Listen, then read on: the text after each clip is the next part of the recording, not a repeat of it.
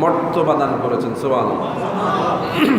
রমজান মাসের সাধারণ একটা দিনও রমজানের বাইরে অন্যান্য দিনের চাইতে অনেক দামি। কি বলেন ঠিক না? রমজান মাসের একটা ইবাদত রমজানের বাইরে অন্যান্য ইবাদত চাইতে 70 গুণ বা 700 গুণ মর্যাদা বেশি। কি বলেন ঠিক না? রমজান মাসে এক ওয়াক্ত নামাজ অন্যান্য মাসের এক ওয়াক্ত নামাজের চাইতে 70 গুণ বেশি মর্যাদা, এবং রমজান মাসের একটা জুমা অন্যান্য মাসের একটা জুমার চাইতে 70 গুণ বেশি দামি। এবং এই রমজান মাসে আল্লাহ রাব্বুল আলামিন শেষ দশকে যেহেতু অনেকগুলো বরকতময় ঘোষণা দিয়েছেন, শাহরুর রমাদান আল্লাযী উনজিলা ফীহিল কুরআন হুদাল লিন-নাসি ওয়া বায়িনাতিন মিনাল হুদা ওয়াল ফুরকান, এই যে আয়াতের মধ্যে ঘোষণা রমজান মাসে আমি কোরআন নাজিল করেছি, সেটাও এই শেষ দশকে বলি সুবহানাল্লাহ। এবং সেটা বিশেষ করে আল্লাহ বলছেন ইন্না আনজালনাহু ফি লাইলাতুল কদর, আমি লাইলাতুল কদরে এটাকে নাজিল করেছি বলি সুবহানাল্লাহ।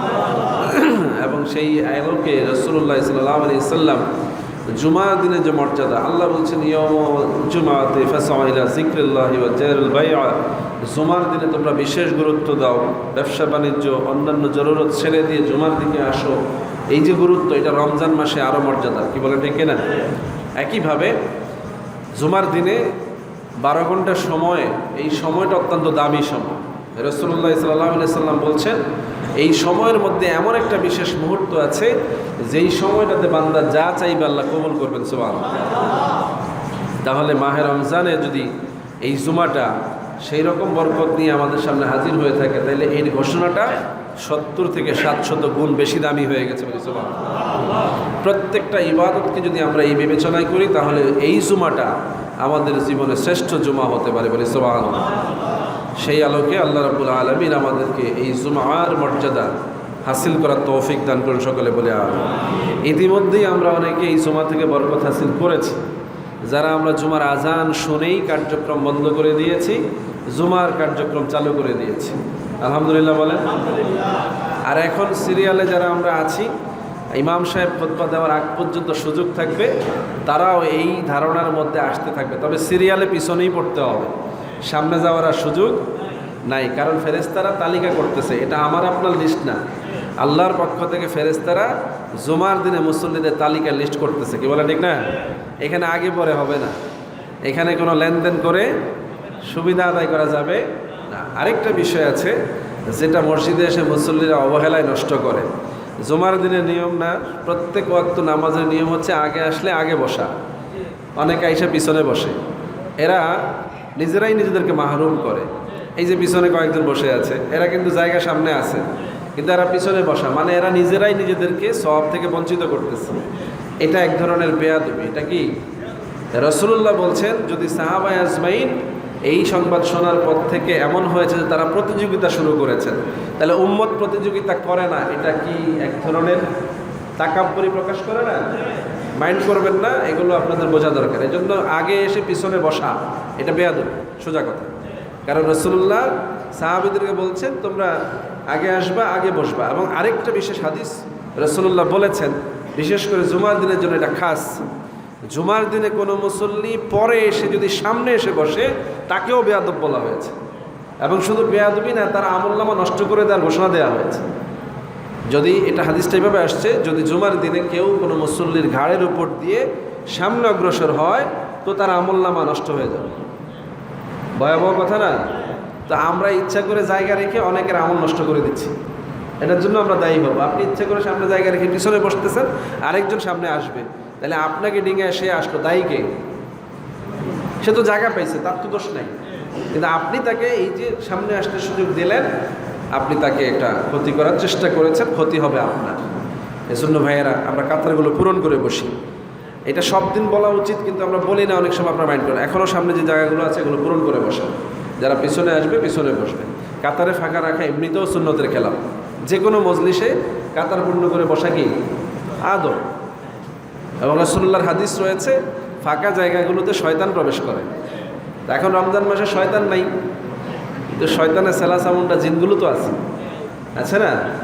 মসজিদে জিন প্রবেশ করতে পারে তো নাকি? পারে। এবং বিশেষ করে প্রত্যেকের সাথে কিছু শয়তান আছে, এগুলো বন্দী হয় না।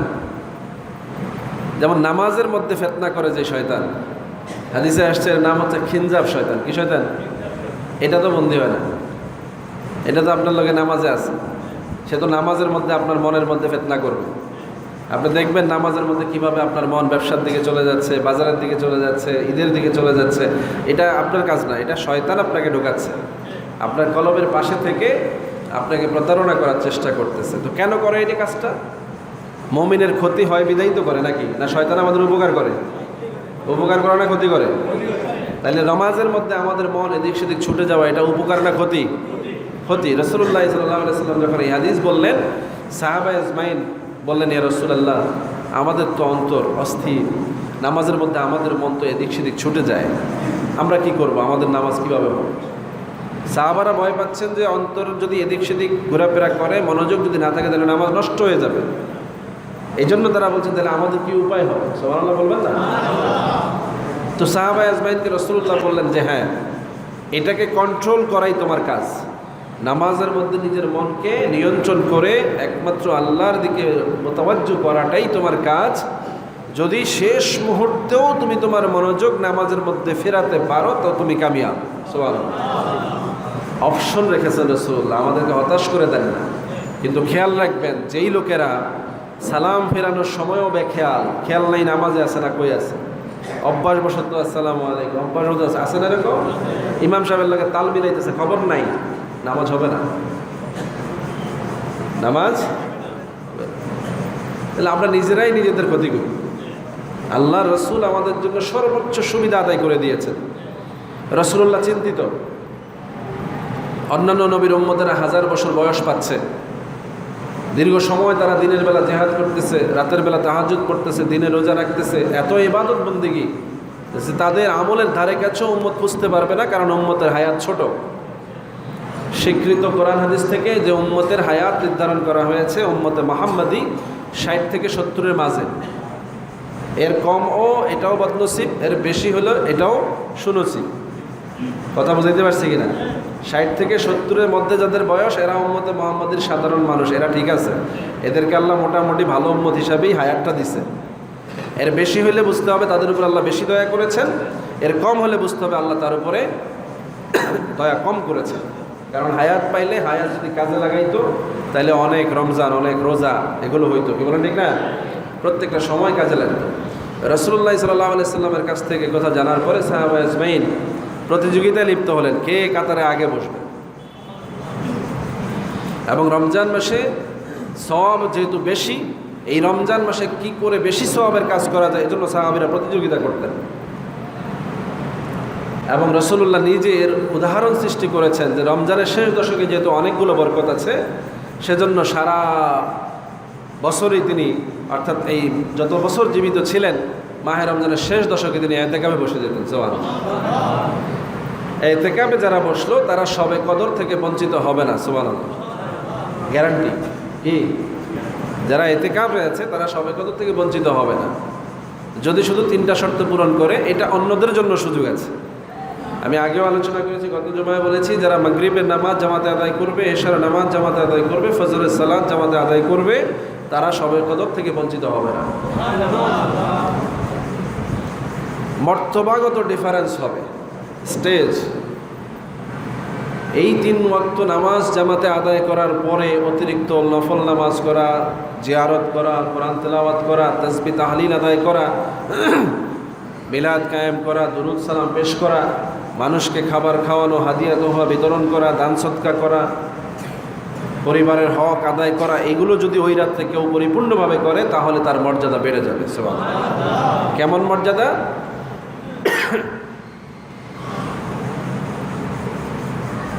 বলছেন এই রাত্রির গুরুত্ব 1000 মাসের চাইতে বেশি। 1000 মাসের চাইতে বেশি। বেশি কত? 11 মাস, 1200 মাস, স্কেল নাই। 1000 সর্বনিম্ন। বেশি কত আল্লাহ দিবেন? ওই যে তার কাজের অনুযায়ী ডিমান্ড হবে। সুবহানাল্লাহ। ওই রাত্রে যারা যত বেশি ইবাদত করতে পারবে তাদের ওই রাত্রির মর্যাদা তত বেড়ে যাবে। সুবহানাল্লাহ। এই জন্য আউলিয়া কেরাম, উলামায়ে কেরাম, সাহাবা আজমাইন যেটা করেছেন, রাসূলুল্লাহ নিজে যেটা করেছেন, এই রাত্রিতে ঘুমাতো না, ঘুমাইতেন না। কেন? সুযোগ আছে। দেখেন এখানে বলা হয়েছে যে যদি জামাতের সহিত নামাজ আদায় করে কেউ রাতে ঘুমিয়ে যায় তাহলে তার ঘুমের যে অর্ধেক এটা সওয়াব দেওয়া হবে। অর্থাৎ 4 ঘন্টা ঘুমাইলে 2 ঘন্টা তার ইবাদত, 2 ঘন্টা ঘুম। সুবহানাল্লাহ বলতেন না? এগুলো আসেনি আপনাদের দেশে যে দোকান থেকে 1200 টাকার মাল কিনলে 600 টাকা ফ্রি আছে? বোঝেন না হিসাবটা? 4 ঘন্টা ঘুমাইলেন, আপনি কোনো কাজ করলেন না, আল্লাহ বলতেছে, আল্লাহ রসুল বলতেছে না 2 ঘন্টা তোমারে আমি ইবাদতের সওয়াব দেব। ঘুমাইছো কিন্তু আমি ইবাদত লিখব। আর যদি লোকটা আলেম হয়, এলেমওয়ালা হয়, তাহলে বলছে তার পুরা ঘুমটাই ইবাদত বানাই দেবে। কারণ সে বুঝে শুনে ঘুমায়। কি করে? ঘুমানোর সময় দোয়া পড়ে, ঘুম থেকে উঠে দোয়া পড়ে, ঘুমানোর সময় জিকির আজকার করতে করতে ঘুমায়, ঘুমের মধ্যেও সে অজুর সহিত থাকে, অজু ভেঙে গেলে আবার উঠে অজু করে নেয়, কতগুলো তারতিব পালন করে, ফলে এই লোকটার পুরা ঘুমটাই ইবাদত। সুবহানাল্লাহ। এখন সবে কদরের রাত্রে ঘুমাবেন, হ্যাঁ শারীরিক ক্লান্তি আছে, রেস্ট নিলেন। আমরা তো দিনের বেলাও ঘুমাই না, কি 4 ঘন্টা? হ্যাঁ, কাইলুলা করি, কখনো সময় পাইলে আধা ঘন্টা ঘুমাই, নাহলে 1 ঘন্টা, পইরা 3-4 ঘন্টা ঘুমান না। তাহলে সবে কদর রাত্রে আপনি সারা রাত্রে ঘুমানোর চিন্তা করেন কীভাবে? এটা তো একটা বরকতময় ডিউটির রাত। দিনে যেমন আপনার ডিউটি আছে দেখে আপনি ঘুমান না, সময় নষ্ট হবে। তাহলে সবে বরাতের রাত্রিতে, সবে কদরের রাত্রে তো আপনার ডিউটি আছে, কীভাবে ঘুমাবেন? সম্মানিত হাজিরিন, ফজিলত সম্বন্ধে আমাদের সবার কম বেশি ধারণা আছে, শুধু আমাদের যে বিবেকের অভাব সেটা হচ্ছে এই রাত্রিগুলোকে আমরা গুরুত্ব দিব কীভাবে। উম্মতকে আমরা শুধু এই বিষয়গুলোই বেশি বুঝাইতে চাচ্ছি, এই ব্যাপারে উদ্বুদ্ধ করতে চাচ্ছি। এই রাত্রে যে সওয়াব হয়, এই রাত্রে যে নাজাত হয়, এই রাত্রে যে আল্লাহ মানুষকে মাফ করে দেয়, এই রাত্রিতে যে আল্লাহ মানুষকে রিজিক দিবে, হায়াত দিবে, দৌলত দিবে, সম্পদ দিবে, সন্তান দিবে, যা দরকার তাই দিবে, কোনো সন্দেহ আছে? এটা আমাদের মা বোনরাও জানে, আমরাও জানি। কি বলেন, ঠিক না? যারা জানে না তাদের জন্য আমাদের মেসেজটা ডেলিভারি দিতে হবে, তাদেরকে জানাইতে হবে যে না, এই রাত্রিতে অনেক কিছু অর্জন করে নেওয়ার সুযোগ আছে। সম্মানিত হাজিরিন, খুব লম্বা কথা বলার সুযোগ নাই, রোজা অবস্থা, শরীর ভালো না, আবার আমারও তো সওয়াব দরকার। ঠিক ঠিক না? আপনাদের বুঝাইতে বুঝাইতে আমার সময়ও যায়। ঠিক ঠিক না? তবে এর মধ্যে আমার বরকত আছে যে আপনাকে আমি যে বিষয়গুলো বোঝাচ্ছি, যদি আপনি বোঝেন এবং ওইভাবে যদি আপনি করেন, আমিও সওয়াব পাবো। বেনিফিট শুধু এইটা, নাইলে এত বক বক করার কোনো দরকার আলেমদের ছিল না। কি বলে, ঠিক না?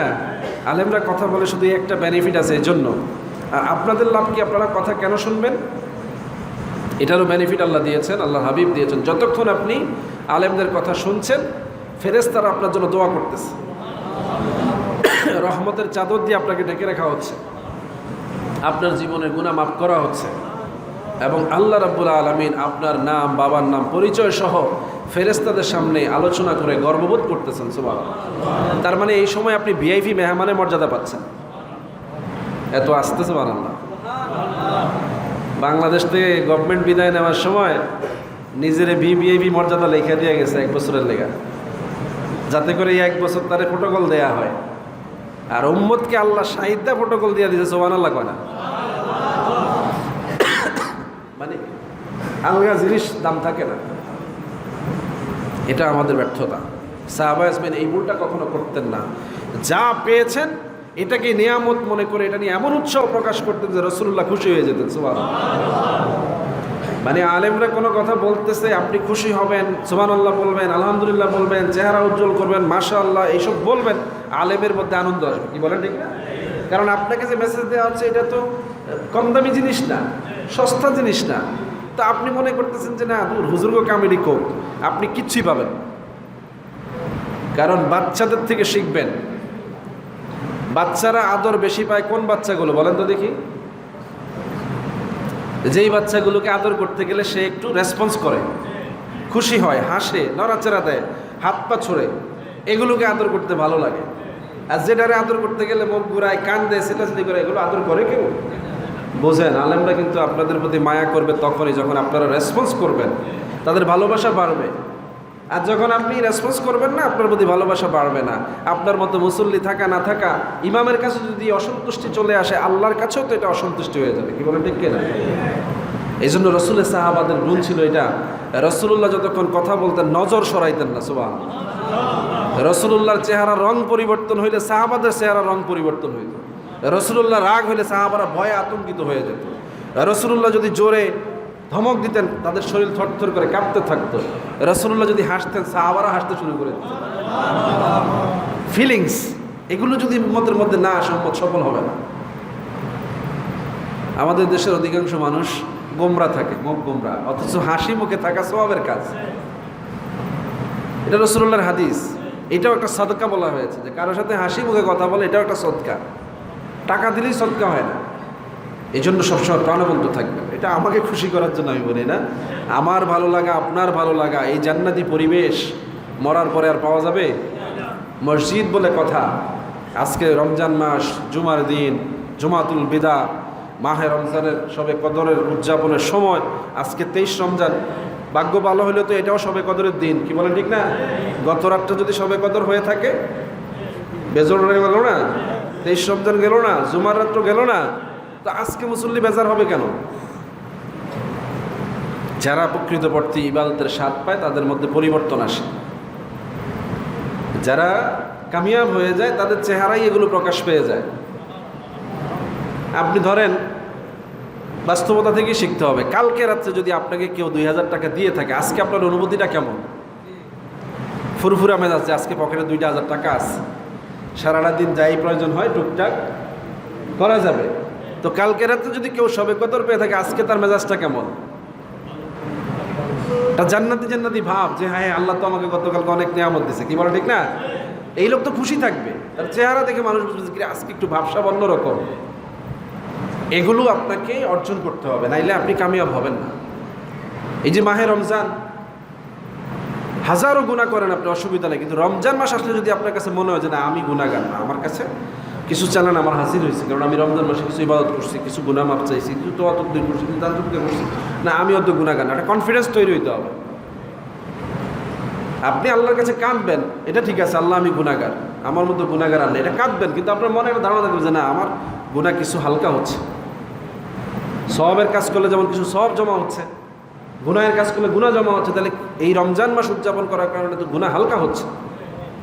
রাসূলুল্লাহ বলছেন রহমতের মাস, নাজাতের মাস, মাগফিরাতের মাস, এমনকি জাহান্নাম থেকে মুক্তির মাস। সুবহানাল্লাহ।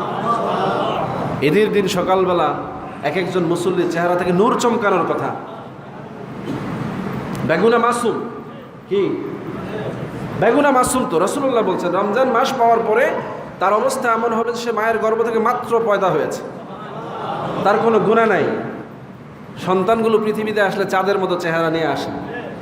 আপনি বলেন হুজুর খুব ফুটফুটে সুন্দর হয়েছে, কেন? কারণ তার মধ্যে পাপ নাই, গুনাহ নাই, নিষ্কলুষ। তো ঈদের দিনের মানুষের চেহারাগুলো তো এরকম হওয়ার কথা, প্রাণবন্ত, কোনো হিংসা নাই, কারো লগে কোনো দ্বন্দ্ব নাই, কোলাকুলি মুসাফা করতে কোনো দ্বিধা নাই, কাউকে ভালোবাসতে কোনো অসুবিধা নাই, পাশের ঘরে খবর নিতে কোনো সমস্যা নাই, চরম শত্রুটাকেও গলা জড়ায় ধরতে কোনো অসুবিধা থাকার কথা না। তো কারণ রমজান তাকে তো পরিপূর্ণভাবে পরিবর্তন করে দেওয়ার কথা। আপনি নিজেই বুঝেন আপনার অবস্থা কি। কথা কি বুঝাইতে পারছি? এদিক থেকে আলেমরা সেরা, এজন্যই সেরা যে তারা ঈদের দিন অবলীলায় সবার সাথে বুক মিলায়। সব মুসল্লি যে আগে আসে কাউকে ফিরাইয়া দেয় না। কি ঠিক না? এই সব